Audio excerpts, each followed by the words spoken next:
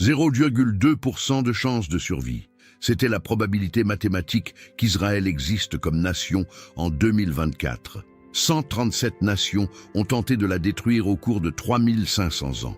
Elles ont toutes disparu. Israël demeure. Réfléchissez-y. Babylone a dominé le monde pendant 1000 ans. Aujourd'hui, c'est de la poussière en Irak. Rome a gouverné pendant 1200 ans. C'est devenu un musée. L'Empire ottoman a contrôlé 3 continents pendant 600 ans.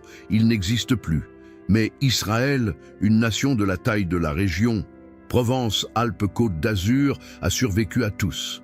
Et voici ce qui va faire court-circuiter votre cerveau. La Bible a prédit cela il y a 2700 ans. Mot pour mot. Comment une nation peut-elle être conquise, réduite en esclavage, dispersée, persécutée, presque exterminée, et pourtant ressurgir de ses cendres après 2000 ans? Aucune autre nation dans l'histoire humaine n'a accompli cela. Les Hittites, disparus, les Philistins, éteints, les Ammonites, aucune trace n'en reste. Mais Israël n'a pas seulement survécu, elle est revenue à l'existence exactement là où elle était avant, parlant la même langue, adorant le même Dieu. Le mathématicien français Blaise Pascal a appelé cela le miracle perpétuel. Albert Einstein, athée déclaré, a admis « La survie des Juifs est le phénomène le plus inexplicable de l'histoire. » Mais si je vous disais que ce n'est même pas le début, si les prophéties bibliques sont correctes, Israël sera littéralement la dernière nation debout avant la fin. Et si nous pouvions le prouver avec des preuves qui vont bien au-delà de la foi, préparez-vous.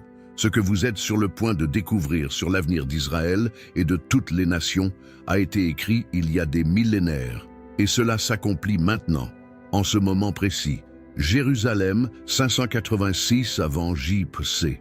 Le prophète Jérémie observe, tandis que l'armée babylonienne de Nabuchodonosor détruit le temple de Salomon. 18 mètres de hauteur de pur or et de pierre réduits en décombres. Le feu atteint 900 degrés C, faisant fondre même les métaux précieux qui coulent entre les pierres. Mais c'est dans ce moment de destruction absolue que Jérémie écrit quelque chose d'impossible dans Jérémie 31, 35, 36. Ainsi parle l'Éternel, qui donne le soleil pour éclairer le jour, et les lois de la lune et des étoiles pour éclairer la nuit. Si ces lois viennent à cesser devant moi, dit l'Éternel, la race d'Israël aussi cessera pour toujours d'être une nation devant moi. Traduisez cela. Tant que le soleil se lèvera, Israël existera. L'archéologue israélienne Dr. Eilat Mazar a découvert en 2015 dans les fouilles de la cité de David un sceau d'argile de 2600 ans avec l'inscription appartenant à Gemarlia, fils de Shaphan. Ce nom apparaît dans Jérémie 36:10. C'est la preuve physique que le prophète qui a écrit cette promesse impossible a vraiment existé, exactement quand la Bible dit qu'il a existé. Maintenant, passons aux chiffres qui défient toute logique. Selon le docteur Michael Rydelnik, professeur d'études juives au Moody Bible Institute, quand les Romains ont détruit Jérusalem en 70 après J.B.C., il y avait environ 3 millions de Juifs en Israël. Pour les 1878 années suivantes, ils seraient dispersés dans 134 pays différents. Les lois de la sociologie sont claires. Tout peuple dispersé pendant plus de 3 générations perd son identité nationale. Les Vikings, assimilés en 200 ans. Les Celtes, dilués en 150 ans. Les Juifs, 2000 ans dispersés, et ils ont maintenu langue, culture, religion et identité. C'est mathématiquement impossible, mais c'est arrivé. 14 mai 1948, David Ben-Gourion déclare l'indépendance d'Israël. Population, 806 000 personnes. PIB, 2 milliards de dollars. Espérance de survie selon la CIA, 2 ans maximum. 7 armées arabes attaquent simultanément. L'Égypte par le sud, la Jordanie par l'est, la Syrie et le Liban par le nord. 40 millions d'Arabes contre 806 000 Juifs. Un ratio de 50 contre 1. Mais Zacharie 12:6 avait prophétisé 2500 ans plus tôt. En ce jour-là, je ferai des chefs de Juda comme un brasier ardent parmi du bois et comme une torche enflammée parmi des gerbes. Ils dévoreront à droite et à gauche tous les peuples d'alentour. Israël a gagné. non seulement a survécu, mais a étendu son territoire de 26%. Avançons jusqu'en 2024. Population d'Israël, 9,7 millions. PIB, 520 milliards de dollars. Une croissance de 26 000% en 76 ans. Israël aujourd'hui a plus d'entreprises au Nasdaq que toute l'Europe réunie. Plus de prix Nobel par habitant que n'importe quelle nation. Plus de brevets médicaux par habitant que n'importe quel pays. Plus de publications scientifiques par habitant après la Suisse. La Silicon Valley israélienne produit plus de start-up par habitant que la Silicon Valley américaine. Un pays qui est 60% désertique exporte 3 milliards de dollars en produits agricoles par an. Ésaïe 27:6 a prophétisé « Dans les temps à venir, Jacob prendra racine, Israël fleurira et bourgeonnera, et ils rempliront le monde de fruits. » L'entreprise israélienne Netafim a inventé l'irrigation goutte à goutte. Aujourd'hui, elle nourrit 2 milliards de personnes dans le monde. Mobileye, israélienne, équipe 100 millions de véhicules avec la technologie autonome. Waze, créé en Israël, guide 140 millions d'automobilistes quotidiennement, littéralement remplissant le monde de fruits, technologiques, agricoles, médicaux. Mais c'est ici que les choses deviennent surnaturelles. Ézéchiel 37, 21, 22 a prophétisé « Voici, je prendrai les enfants d'Israël du milieu des nations où ils sont allés, je les rassemblerai de toutes parts, et je les ramènerai dans leur pays. Je ferai d'eux une seule nation dans le pays, dans les montagnes d'Israël. » Entre 1948 et 2024, 3,3 millions de Juifs sont retournés en Israël depuis 130 pays différents. L'opération Tapis Magique a ramené 49 000 Juifs du Yémen. L'opération Moïse a sauvé 8 000 d'Éthiopie. L'opération Exode a ramené 1 million d'Union soviétique. Aucune autre nation dans l'histoire n'a réuni son peuple après 2000 ans de dispersion. Rome a essayé de réunir son empire. Échec. La Grèce a essayé de récupérer son territoire ancien. Impossible. Mais Israël a fait exactement ce que la Bible disait qu'elle ferait. Dr. Randall Price, archéologue de Liberty University, a découvert en 2018 des preuves près de la mer Morte de communautés juives qui ont préservé des textes bibliques pendant 2000 ans en attendant le retour. Les manuscrits de la mer Morte, datés au carbone 14, prouvent que les prophéties sur le retour d'Israël ont été écrites des siècles avant qu'elles ne se produisent, pas après. Mais maintenant vient la partie qui va vous faire tout remettre en question. Les prophéties sur la fin. Zacharie 14, 2 prophétise « Je rassemblerai toutes les nations pour qu'elles attaquent Jérusalem. » Avez-vous déjà réfléchi à cela? Toutes les nations, contre une ville de 900 000 habitants. En 2023, aux Nations Unies, il y a eu 140 résolutions contre des pays. 103 étaient contre Israël. Plus que la Corée du Nord, l'Iran, la Syrie et la Russie réunies. Pourquoi 193 nations se préoccupent-elles tant d'un pays de la taille de la région PACA? Apocalypse 16, 16 mentionne un lieu, Armageddon, en hébreu, Har Megiddo, le mont Megiddo. Cet endroit existe. Il se trouve à 90 km au nord de Jérusalem. Napoléon Bonaparte l'a visité en 1799 et a dit « C'est le champ de bataille le plus naturel de toute la terre ». 34 batailles historiques y ont déjà été livrées.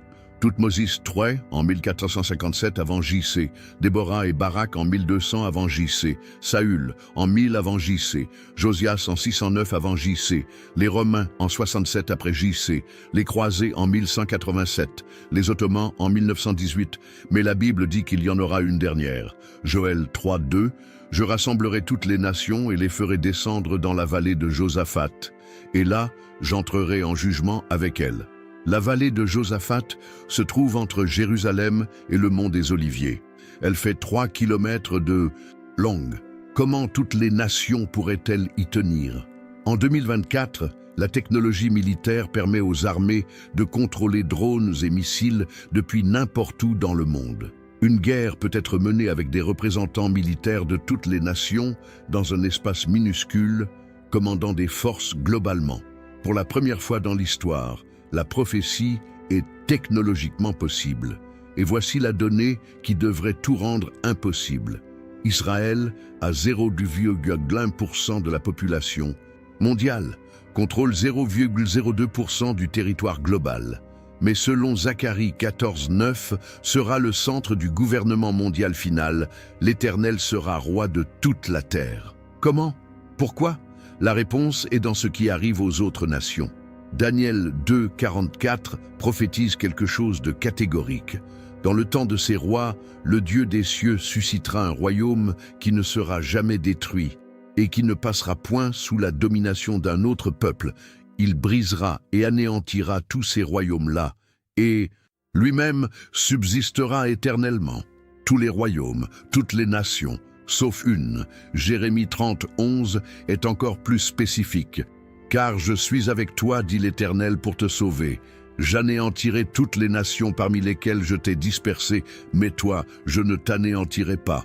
Fin de toutes les nations, sauf Israël. » Dr Arnold Fruchtenbaum, théologien spécialisé en prophétie, a calculé qu'il existe 737 prophéties messianiques dans la Bible. 456 se sont déjà accomplies avec une précision mathématique, probabilité de coïncidence. 1 sur 10, puissance 157. Un 1 suivi de 157 zéros. Pour contexte, il n'existe que 10 puissances, 82 atomes dans l'univers observable. Maintenant, regardez ce qui se passe. En ce moment même, en 2024, pour la première fois dans l'histoire, toutes les nations ont des ambassades ou consulats qui traitent avec Israël. Le shekel israélien est reconnu par le système bancaire mondial. La technologie israélienne est dans littéralement tous les pays. Les décisions sur Jérusalem affectent instantanément les marchés mondiaux. Apocalypse 11:9 a prophétisé que le monde entier verrait des événements à Jérusalem simultanément. Pendant 1900 ans, cela a été considéré impossible. Aujourd'hui, avec Internet et les satellites, 5 milliards de personnes peuvent regarder en direct n'importe quel événement à Jérusalem. Si vous doutez, commentez « impossible ». Je vous montrerai plus de preuves qui ébranleront vos certitudes. Mais préparez-vous pour ce qui suit. C'est encore plus troublant. Matthieu 24, 32-34, Jésus a dit « Instruisez-vous par la parabole du figuier.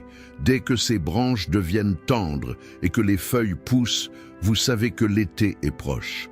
De même, quand vous verrez toutes ces choses, sachez que cela est proche à la porte. En vérité, je vous le dis, cette génération ne passera point que tout cela n'arrive. » Le figuier dans la Bible représente toujours Israël. Israël a bourgeonné en 1948. Une génération biblique, 70-80 ans, selon le psaume 90-10.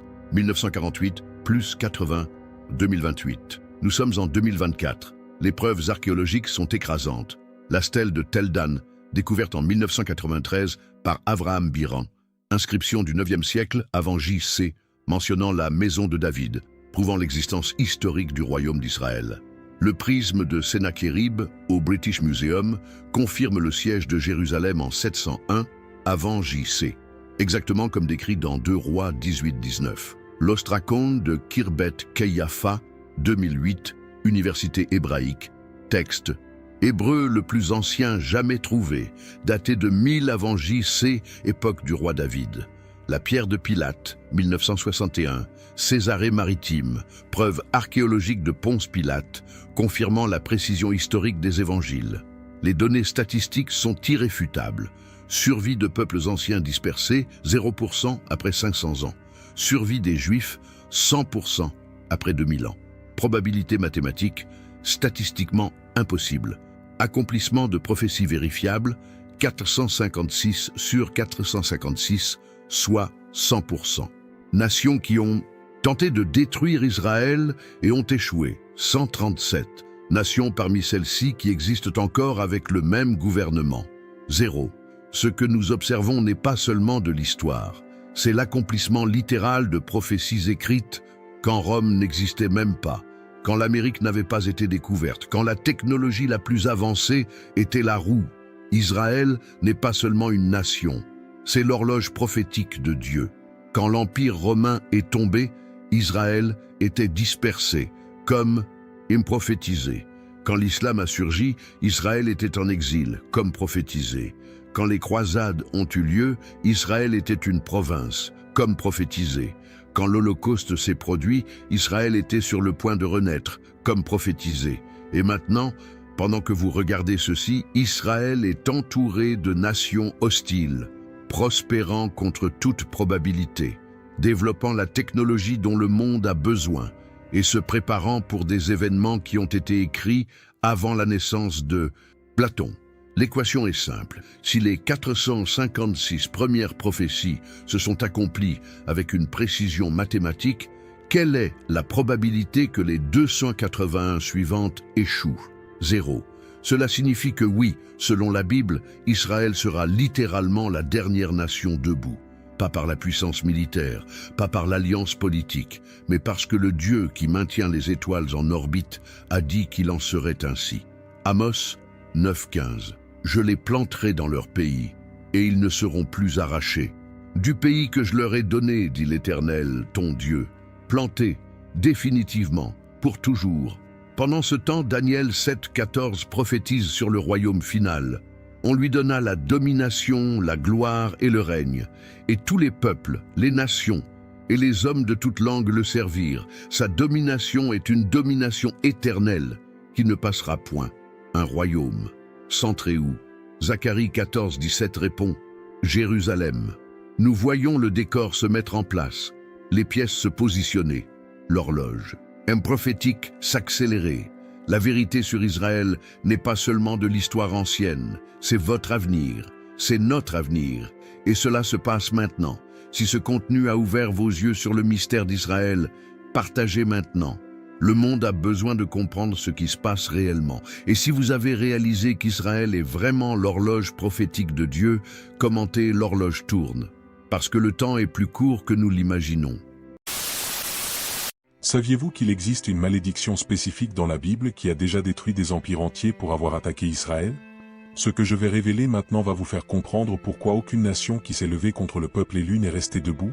Imaginez un instant, des pharaons puissants engloutis par la mer, des armées colossales décimées en une seule nuit, et des leaders mondiaux qui ont défié Dieu et ont eu des fins terrifiantes. Restez jusqu'à la fin car je vais vous montrer 7 cas documentés où cette malédiction s'est accomplie de façon surnaturelle, incluant un qui se passe en ce moment même en 2025. Dans le silence majestueux du mont Sinaï, où le ciel lui-même semblait toucher la terre aride, une promesse divine a résonné à travers les millénaires, « Je bénirai ceux qui te béniront, et je maudirai ceux qui te maudiront ». Ces paroles, prononcées par le Tout-Puissant à Abraham il y a 4000 ans, sont devenues le décret le plus redoutable de l'histoire humaine. Réfléchissez avec moi. Combien d'empires colossaux ont déjà dominé le monde? L'Égypte, la Syrie, Babylone, la Perse, la Grèce, Rome. Ils avaient tous quelque chose en commun, ils semblaient invincibles à leur apogée. Des armées nombreuses comme le sable de la mer, des richesses qui dépassaient l'imagination, des rois qui se proclamaient Dieu. Mais, tous ont commis la même erreur fatale, tous ont touché à la prunelle des yeux de Dieu. Et où sont maintenant ces empires monumentaux? Devenus poussière, ruines, pages oubliées dans les livres d'histoire. Coïncidence? Même le plus sceptique des historiens ne peut expliquer pourquoi spécifiquement les nations qui ont attaqué Israël ont eu des destins si catastrophiques. Aujourd'hui, vous allez découvrir un schéma surnaturel qui se répète depuis 4000 ans.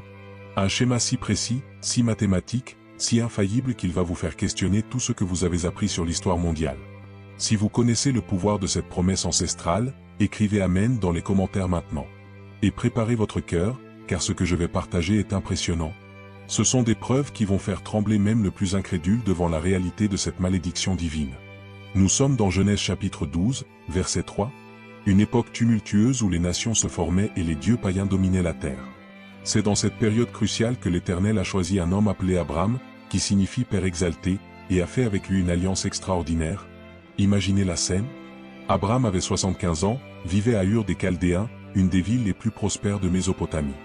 Il avait tout, famille établie, richesse, sécurité. Mais alors, dans une nuit extraordinaire, le Créateur de l'univers apparaît personnellement à cet homme et lui fait une proposition inimaginable. Sors de ton pays, de ta parenté, de la maison de ton père, et je ferai de toi une grande nation. Remarquez l'audace de cette promesse. Abraham n'avait même pas encore d'enfant. Sa femme Saraï était stérile. Comment deviendrait-il père d'une grande nation? Mais ce qui vient ensuite est encore plus impressionnant.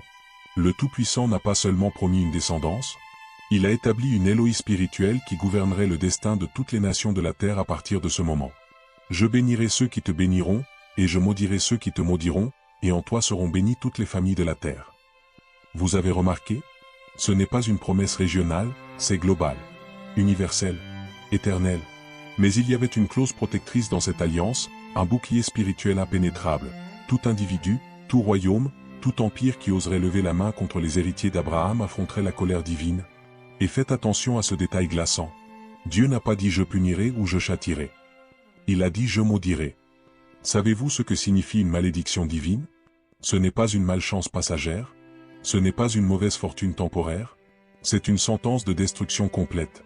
C'est avoir le Créateur même de l'univers comme votre ennemi personnel. Au fil des siècles, des rois puissants ont ri de cette promesse. Des généraux invincibles se sont moqués de cet avertissement. Des dictateurs arrogants ont ignoré cette sentence. Et tous, sans exception, ont découvert de la pire manière possible que ce n'était pas un avertissement ordinaire. C'était une sentence céleste gravée dans les tablettes du destin. Une loi immuable de l'univers, aussi certaine que la gravité, aussi infaillible que le lever du soleil. Maintenant je vous demande, et je veux que vous soyez honnête avec vous-même, quelle aurait été votre décision si vous aviez été un roi à cette époque? Si vous aviez une armée puissante, des richesses infinies, un pouvoir absolu? Défierez-vous cette malédiction ou respecteriez-vous le peuple saint? Commentez maintenant votre réponse sincère. Et voyons combien aurait la sagesse de ne pas toucher au peuple protégé par le Très-Haut. Le premier à défier cette malédiction ne fut nul autre que le pharaon d'Égypte, l'empire le plus puissant de l'Antiquité, avec des armées invincibles et des richesses incalculables. Comprenons la magnitude de ce dont nous parlons ici. L'Égypte n'était pas une nation quelconque. C'était la superpuissance mondiale. Ses pyramides défiaient les cieux, ses trésors étaient légendaires, sa technologie était si avancée que même aujourd'hui les scientifiques ne peuvent pas expliquer complètement comment ils ont construit ces monuments colossaux. Le pharaon était considéré comme un déu vivant. Rat incarné. Quand il parlait, 80 millions de sujets tremblaient. Quand il ordonnait, des armées de 600 000 soldats marchaient. Des nations entières payaient tribut juste pour ne pas être anéanties. Pendant 400 ans, les fils de Jacob furent réduits en esclavage. Cela a commencé subtilement. Joseph avait sauvé l'Égypte de la famine, et les Hébreux étaient honorés. Mais alors surgit un nouveau pharaon qui n'avait pas connu Joseph. Et ici commence la spirale de la malédiction. D'abord, travaux forcés, puis humiliation, ensuite torture, mais le peuple élu se multipliait. Plus ils étaient opprimés, plus ils croissaient. De 70 personnes, ils devinrent 3 millions. La peur s'empara du cœur du pharaon. Voici que le peuple des fils d'Israël est plus nombreux et plus fort que nous. Et alors, dans une décision qui résonnerait à travers les siècles, le pharaon décida d'exterminer tous les bébés hébreux. Tout fils qui naîtra, vous le jetterez dans le Nil. Arrêtez-vous et pensez à cela un moment. Des bébés innocents noyés. Des mères désespérées cachant leurs enfants. Les pleurs des enfants hébreux silencés par les eaux du Nil.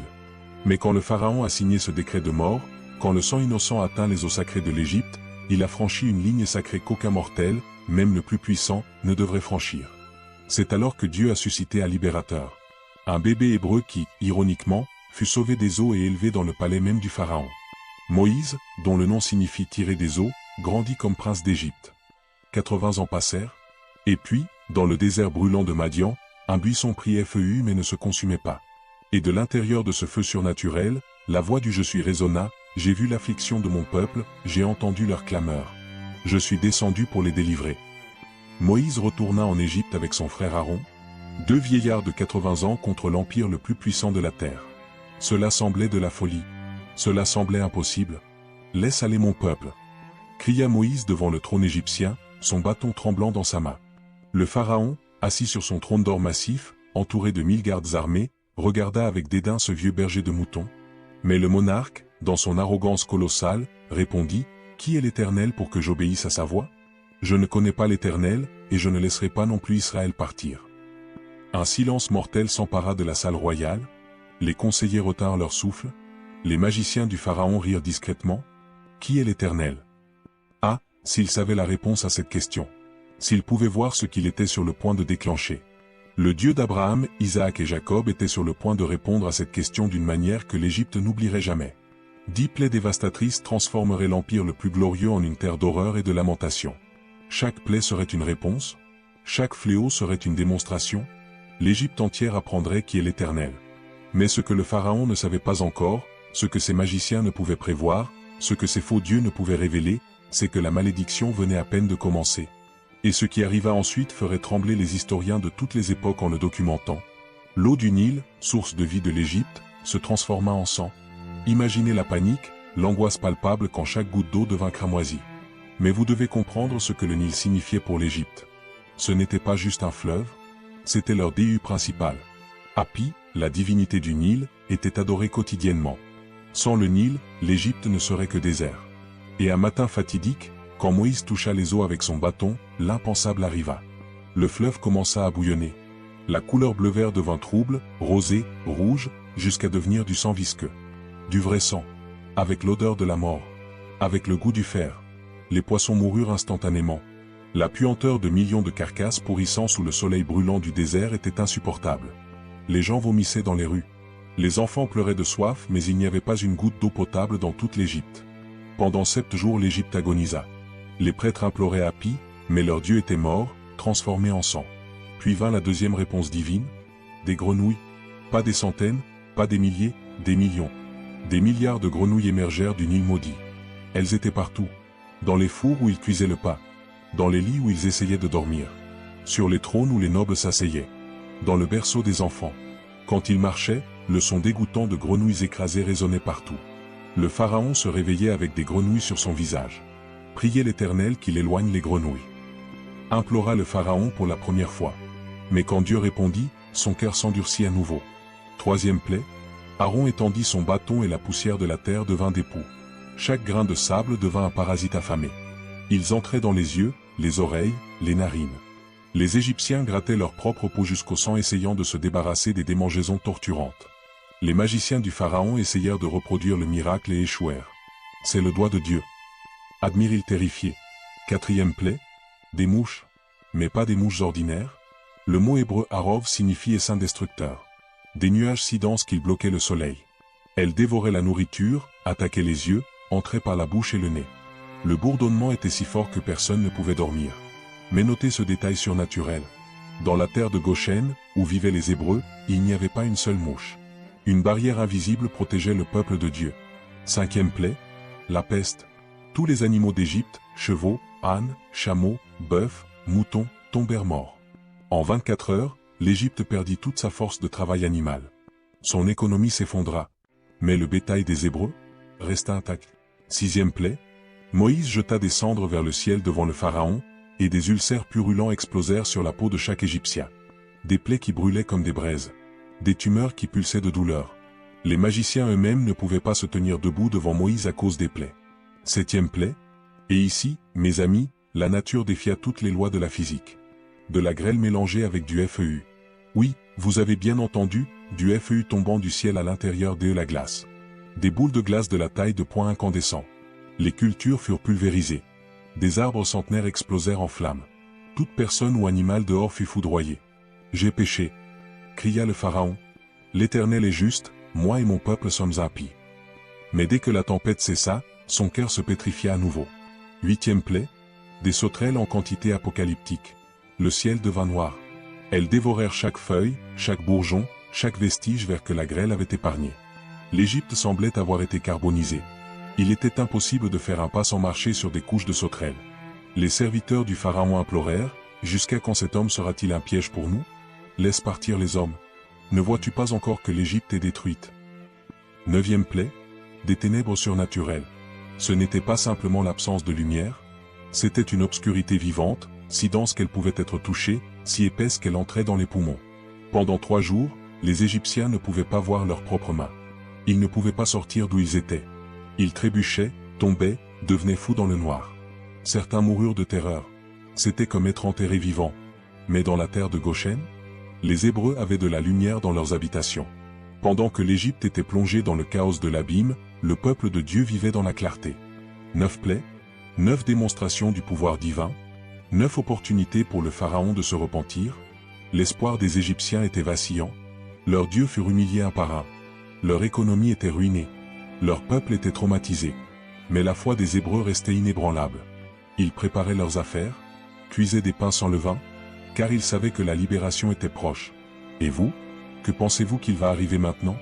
Tapez 1 si vous pensez que le Pharaon va enfin se rendre. Tapez 2 si vous pensez qu'il continuera à résister même après tout cela. Je veux voir vos prédictions dans les commentaires maintenant. Car ce qui vient ensuite est la plaie la plus terrible et définitive de toutes. Puis vint la 10e plaie, la plus terrible. Moïse avait prévenu. Avec des larmes dans les yeux et la voix tremblant de compassion, il implora le Pharaon une dernière fois. Ainsi dit l'Éternel, à minuit je passerai au milieu de l'Égypte, et tout premier-né mourra. Le Pharaon hérité. Après 9 plaies, il se moquait encore du Dieu d'Israël. Sors de devant moi. Garde-toi de revoir ma face, car le jour où tu verras ma face, tu mourras. Cette nuit fatidique, les Hébreux marquèrent leurs portes avec du sang d'agneau. Des familles entières se réunirent à l'intérieur, mangeant la Pâque avec des herbes amères. Personne n'osait sortir. L'ange de la mort arrivait. 23h59. L'Égypte dormait tranquillement. Minuit. Un silence surnaturel enveloppa toute la terre d'Égypte. C'était le silence qui précède la tempête. Le silence du jugement divin. Même les chiens arrêtèrent d'aboyer. Les grillons cessèrent leur chant. Le vent lui-même s'arrêta. Et puis, cela commença. Une présence invisible parcourut chaque maison égyptienne, passant par les palais de marbre, par les maisons de briques, par les tentes des nomades, par les cellules des prisons. Soudain, l'impensable. Le prince héritier d'Égypte, le fils bien-aimé du Pharaon, se réveilla en suffoquant. Ses yeux s'écarquillèrent. Un dernier souffle. Mort. Simultanément, dans chaque foyer égyptien, la même horreur. Le fils aîné de chaque famille, depuis le plus riche noble jusqu'au plus misérable esclave. Tous morts au même instant. Le silence fut brisé par un CRI, puis un autre, et un autre, jusqu'à ce que toute l'Égypte devienne un cœur de lamentation. Noun, mon fils, mon fils. Des mères désespérées embrassaient des corps sans vie. Des pères déchiraient leurs vêtements. Des grands-mères s'évanouissaient de douleur. Le deuil était si intense que l'air lui-même semblait lourd de tristesse. Le Pharaon courut à la chambre de son fils. L'enfant qu'il préparait pour être le prochain DEU d'Égypte était froid, sans vie. L'homme qui se disait divin pleura comme jamais il n'avait pleuré. Ses cris d'agonie résonnèrent dans les couloirs dorés. Il n'y avait pas de maison où il n'y eut un mort. L'empire le plus magnifique du monde antique était à genoux. En une seule nuit, l'Égypte perdit une génération entière de leaders. Sa ligne de succession fut brisée. Son futur fut détruit. Encore au milieu de la nuit, le Pharaon convoqua Moïse et Aaron, non plus comme le dieu-roi arrogant, mais comme un homme brisé, détruit, vaincu. Levez-vous, sortez du milieu de mon peuple. Allez, servez l'Éternel comme vous l'avez dit. Prenez vos troupeaux, et bénissez-moi aussi. Avez-vous remarqué? Le Pharaon qui demandait qui est l'Éternel. Implorait maintenant la bénédiction du Dieu d'Israël. 3 millions d'Hébreux sortirent d'Égypte cette même nuit. Les Égyptiens imploraient qu'ils partent. Ils leur donnèrent de l'or, de l'argent, des bijoux, des vêtements, tout ce qu'ils demandaient. Nous sommes tous morts. Criait-il en panique. Mais l'histoire ne s'arrête pas là. Oh non, la malédiction avait encore son acte final. Quelques jours passés, quand les Égyptiens finirent d'enterrer leurs morts, quand la douleur initiale céda place à la colère, le cœur du Pharaon s'endurcit à nouveau. Que avons-nous fait, laissant Israël partir? Cria-t-il sur son trône vide d'héritier. Avec 600 chars de guerre choisis, avec ses meilleurs capitaines, avec cavalerie et infanterie, le Pharaon poursuivit les Hébreux avec soif de vengeance. Il les rattrapa campés près de la mer Rouge, à Pi-Hahiroth. Maintenant imaginez la scène. D'un côté, la mer Rouge, infranchissable. De l'autre, des montagnes escarpées. Et par le seul passage, l'armée égyptienne approchant avec le son terrifiant de sabots de chevaux et de roues de guerre. 3 millions de personnes, hommes, femmes, enfants, vieillards, encerclés. Sans armes, sans entraînement militaire. Des moutons sur le point d'être dévorés par des loups. C'était la vallée de l'ombre la plus profonde qu'ils aient jamais traversée, le désert spirituel le plus aride, la nuit de l'âme la plus sombre. La panique se répandit comme le feu. Les mères serraient leurs bébés. Les enfants pleuraient de terreur. Les hommes essayaient d'improviser des armes avec des bâtons de berger. Pourquoi nous as-tu fait sortir d'Égypte pour mourir dans le désert? Clamait-il en désespoir au ciel. Ne t'avions-nous pas dit en Égypte, laisse-nous servir les Égyptiens? Car il vaut mieux pour nous servir les Égyptiens que de mourir dans le désert. Après tant de miracles, après 10 plaies surnaturelles, après avoir vu l'Égypte détruite, leur foi vacilla au moment le plus critique. Comment le Créateur pourrait-il permettre que son peuple élu soit anéanti après tant de libération? Serait-il possible que tout cet exode se termine par un massacre sur les rives de la mer Rouge? L'armée égyptienne était à quelques minutes. On pouvait voir la poussière soulevée par les chevaux, entendre les cris de guerre des soldats assoiffés de sang hébreu. Était-ce la fin? Ou Dieu avait-il gardé son miracle le plus spectaculaire pour ce moment impossible? Ne craignez point. Tenez-vous tranquille et voyez le salut de l'Éternel. Moïse étendit son bâton, et l'impossible arriva. Les eaux se divisèrent formant des murailles liquides de chaque côté. Imaginez, des millions de litres d'eau suspendus dans l'air, défiant toutes les lois de la physique. Des tours aquatiques de 100 mètres de hauteur, cristallines et tremblantes, maintenues en place uniquement par la volonté divine. Les Hébreux traversèrent à pied SEC, hommes, femmes, enfants, vieillards, tous marchant où quelques secondes avant il y avait une mer entière. Le sol encore humide sous leurs pieds, coquillages et algues éparpillées, témoin silencieux du miracle en cours. Mais quand l'armée égyptienne essaya de les suivre, 600 chars de guerre, les meilleurs guerriers du pharaon, chevaux entraînés, lances aiguisées, rien de cela n'importa. Baruch Hachem, béni soit Dieu, les eaux retournèrent avec furie divine. Imaginez la terreur dans les yeux des soldats quand ils réalisèrent les murs liquides s'effondrant, le rugissement assourdissant des eaux s'écroulant, des cris de désespoir étouffés par le tsunami divin. L'armée la plus redoutée du monde antique, engloutie par les eaux en quelques minutes. Pas un seul soldat ne survécut pour raconter l'histoire. Au matin, seules des armures vides et des roues de chars flottaient sur les eaux calmes, comme si la mer était satisfaite de sa vengeance sacrée. Ce ne fut pas une victoire militaire, ce fut une manifestation divine, un miracle incontestable, la providence céleste dans sa forme la plus pure.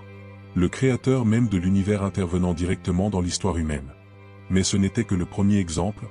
Haman, le Perse arrogant qui tenta d'exterminer tous les Juifs, finit pendu à la propre potence qu'il avait construite. 50 coudées de hauteur, presque 25 mètres. La même potence où il prévoyait de pendre Mardochée.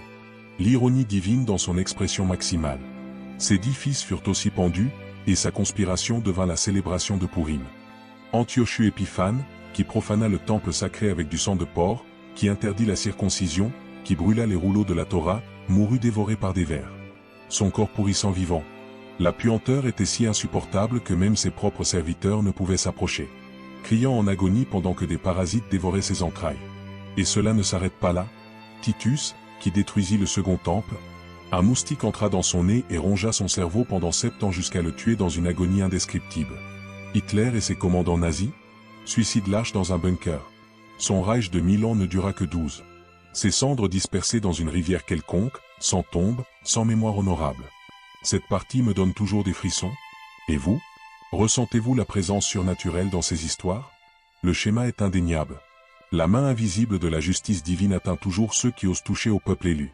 Celui qui vous touche, touche la prunelle de mes yeux. Zacharie 2h08. Coïncidence? Impossible? Providence? Absolument. Avançons vers 70 AP. JC. Le général romain Titus détruisit Jérusalem et le temple sacré. Le siège dura 5 mois infernaux.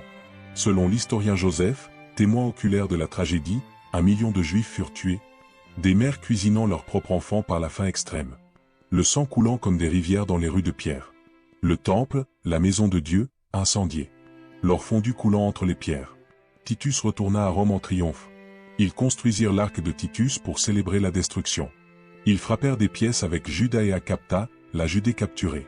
Cela semblait la fin définitive du peuple juif. Mais voyez ce qui arriva à Rome. L'empire qui semblait éternel, s'effondra. En 410 AP. Jésus-Christ, Alaric et ses Visigoths saccagèrent Rome. En 455, les Vandales firent pire.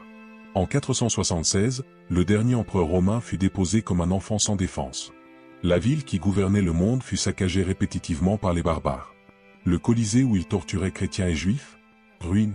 Le forum romain, décombres. Les palais impériaux, poussière et cendres. Et où sont les juifs? Vivants, prospères, de retour sur leur terre après 2000 ans. Adonai, le Saint d'Israël, a accompli sa parole à nouveau. 20e siècle. Adolf Hitler tenta d'exécuter la solution finale. Les Juifs sont notre malheur, hurlait-il. Il construisit Auschwitz, Treblinka, Bergen-Belsen, chambre à gaz fonctionnant 24 heures. Four crématoire qui ne refroidissait jamais. 6 millions de Juifs périrent dans l'Holocauste, un tiers de toute la population juive mondiale. Hitler se vantait, aujourd'hui l'Allemagne, demain le monde entier. Mais où est le Reich de 1000 ans? Détruit en seulement 12 ans. Berlin rasé. Bombardé jusqu'à devenir des décombres. Hitler mourut comme un lâche dans un bunker souterrain. Mordant une capsule de cyanure. Son corps brûlé avec de l'essence comme une ordure. Sans tombe, sans honneur, l'Allemagne nazie devint poussière. divisé pendant 45 ans. Et les Juifs? 3 ans après l'Holocauste, ils fondèrent Israël. Am Israël Sheh. Le peuple d'Israël VIT. Plus récemment, Saddam Hussein lança 39 missiles Scud contre Israël en 1991. Je vais brûler la moitié d'Israël, proclama-t-il. Il construisit un canon géant pointé vers Jérusalem. Où est Saddam? Pendu en 2006. Trouvé se cachant comme un RAT dans un trou. Barbu, sale, pathétique. Où est son empire? Désintégré. Ses statues renversées et traînées dans les rues. Muammar Kadhafi jura de balayer Israël de la carte. Il finança le terrorisme mondial. Il arma les ennemis d'Israël avec des milliards en armes. Comment est-il mort? Il fut trouvé se cachant dans une bouche d'égout. Implorant, ne tirez pas. Lynché par son propre peuple. Son corps exposé dans un congélateur de supermarché. 42 ans de pouvoir terminé dans le caniveau. Yasser Arafat? Mort dans des circonstances mystérieuses à Paris. Hafez al-Assad de Syrie? Mort et son fils Bachar a perdu 70% du pays. Hassan Nasrallah du Hezbollah? Vit caché dans des bunkers depuis des années. Et il y a plus? L'Union soviétique arma tous les ennemis d'Israël. Où est l'URSS? Dissoute en 1991. L'Iran actuel menace Israël quotidiennement, mais ses scientifiques nucléaires meurent dans des accidents mystérieux. Ses ordinateurs sont détruits par des virus. Ses installations explosent inexplicablement. Le Tout-Puissant ne plaisantait pas quand il a dit « Je maudirai ceux qui te maudiront ». La preuve est écrasante. Le schéma est indéniable. 4000 ans d'histoire prouvent, voici, il ne sommeille ni ne dort, le gardien d'Israël. Psaume 121, 4. Partagez ce témoignage prodigieux avec quelqu'un qui a besoin de comprendre que Dieu protège encore son peuple. La main invisible de la justice divine ne faillit jamais. Personne ne touche au oint du Seigneur et s'échappe impuni. Et maintenant, en 2025, nous voyons l'accomplissement prophétique se dérouler devant nos yeux. Nous sommes littéralement en train de témoigner les pages de la Bible prendre veilleux. Ézéchiel 38 se matérialisant dans les manchettes quotidiennes. Daniel 12 pulsant dans chaque bulletin d'information. Les nations se lèvent contre Jérusalem. L'ONU a déjà voté plus de 500 résolutions contre Israël. Plus que contre tous les autres pays combinés. Corée du Nord, Iran, Chine, Venezuela, rien comparé aux condamnations contre Israël. Les leaders mondiaux questionnent le droit d'Israël d'exister. Les universités dans le monde enseignent qu'Israël est illégitime. Boycotts internationaux, manifestations dans toutes les capitales. L'antisémitisme ressurgissant avec une force médiévale. Mais remarquez le schéma surnaturel.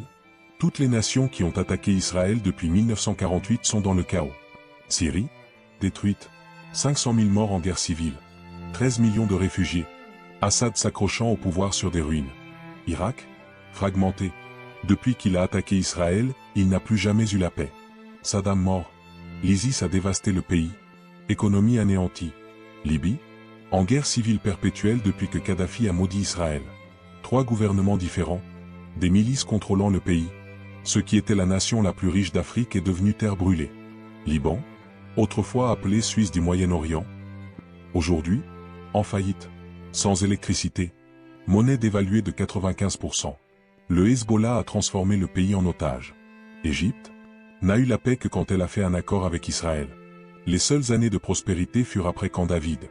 Jordanie, même chose. Paix avec Israël égale stabilité. Un détail que 99% des chrétiens ignorent, Zacharie 12h3 prophétise spécifiquement, en ce jour-là, je ferai de Jérusalem une pierre pesante pour tous les peuples. Tous ceux qui la soulèveront s'y blesseront gravement. Le mot hébreu original est sakat, qui signifie être coupé en morceaux. Ce n'est pas juste blessé, c'est être déchiqueté. Et tous ceux qui essaieront de la déplacer seront déchiquetés. Regardez l'Europe. Après avoir voté contre Israël à répétition, crise migratoire sans précédent. Terrorisme dans leur capitale. Économie en récession. Union européenne se fragmentant. Selon les manuscrits de la mer Morte, découverts à Qumran, cette prophétie s'intensifie avant la venue du Messie. Les Esséniens ont écrit il y a 2000 ans, quand vous verrez toutes les nations se tourner contre Jérusalem, sachez que la rédemption est proche. Et il y a plus de prophéties s'accomplissant maintenant. Ésaïe 11h11, Dieu ramènerait les Juifs pour la 2e fois. La première fut de Babylone, la 2e se passe maintenant. Des Juifs revenant de Russie, Éthiopie, Yémen. Ézéchiel 36, 35, cette terre désolée est devenue comme le jardin d'Éden. Israël est le seul pays qui a plus d'arbres aujourd'hui qu'il y a 100 ans. Exporte des fleurs vers l'Europe. Technologie d'irrigation pour le monde. Amos 9h15, je les planterai sur leur terre, et ils ne seront plus arrachés. Depuis 1948, toutes les tentatives de détruire Israël ont échoué. 1948, 1967, 1973, guerre et encore des guerres. Israël survit toujours. Joël 3h2 parle des nations étant jugées pour avoir divisé la terre d'Israël. Combien de présidents et premiers ministres sont tombés après avoir pressé Israël de diviser Jérusalem? Cette révélation imminente devrait faire réfléchir chacun de nous, de quel côté de l'histoire êtes-vous? Êtes-vous avec ceux qui bénissent ou avec ceux qui maudissent? Genèse 12h3 n'est pas une suggestion, c'est une Éloi spirituelle immuable. Peu de gens comprennent vraiment la gravité de cette malédiction millénaire. Les forces spirituelles en jeu sont colossales. Ce n'est pas juste de la politique, c'est une bataille cosmique entre le bien et le mal. Entre la vérité de Dieu et les mensonges de Satan. Le psaume 83 liste exactement les nations qui s'uniraient contre Israël dans les derniers jours. Toutes sont en effondrement aujourd'hui. Jérémie 31, 35-36 garantit, comme le soleil, la lune et les étoiles ne cesseront jamais d'exister, Israël ne cessera jamais d'être une nation devant moi. Mais vous savez maintenant. Vous avez été alerté. Vous avez la révélation. Que ferez-vous de cette connaissance explosive? Resterez-vous neutre pendant que le monde s'aligne contre le peuple élu? Ou vous positionnerez-vous du côté de la vérité éternelle? L'horloge prophétique est en compte à rebours. Les signes crient. Le rideau de l'histoire est sur le point de se fermer. Priez pour la paix de Jérusalem. Ceux qui t'aiment prospéreront. Psaume 122, 6. Le choix est vôtre. Le temps c'est maintenant. Mes chers, ce que nous venons de témoigner ne sont pas des coïncidences historiques. Ce sont des manifestations surnaturelles d'une promesse divine qui reste active jusqu'aujourd'hui. La malédiction sur ceux qui attaquent Israël est réelle, elle est puissante, et elle est irréversible. Si cette vidéo a touché votre cœur, faites 3 choses maintenant. Donnez votre like pour que plus de personnes connaissent cette vérité stupéfiante. Abonnez-vous et activez la cloche. Écrivez dans les commentaires, quelle prophétie biblique voulez-vous comprendre profondément? Et famille, si vous pouvez et voulez bénir encore plus ce ministère, il y a ce petit bouton spécial juste en dessous de la vidéo, le merci beaucoup, c'est comme un café virtuel que vous pouvez envoyer. Mais savez-vous ce qui m'émeut le plus? Ce n'est pas le montant, c'est de savoir que vous croyez en ce travail. Que nous sommes ensemble dans ce voyage de découverte prophétique. Si vous ne pouvez pas contribuer financièrement, ne vous inquiétez pas. Votre like, votre commentaire et partagé avec des amis est déjà un soutien extraordinaire. Vous êtes extraordinaire. Chacun de vous fait partie de cette communauté bénie qui cherche la vérité dans les Écritures. Et pour ceux qui utilisent déjà le merci beaucoup chaque mois, MOND, vous êtes de véritables piliers de ce ministère. Que le Seigneur multiplie parmi tout ce que vous avez semé ici. Restez ferme dans la foi. Continuez à étudier la parole. Et souvenez-vous toujours, priez pour la paix de Jérusalem, ceux qui t'aiment prospéreront. Que l'Éternel bénisse puissamment votre vie et votre famille. Que les fenêtres des cieux s'ouvrent sur votre foyer. Jusqu'au prochain mystère révélé. Shalom, famille bien-aimée. Father, Father, Father, help us and some guidance from above. 'Cause right now people have me questioning.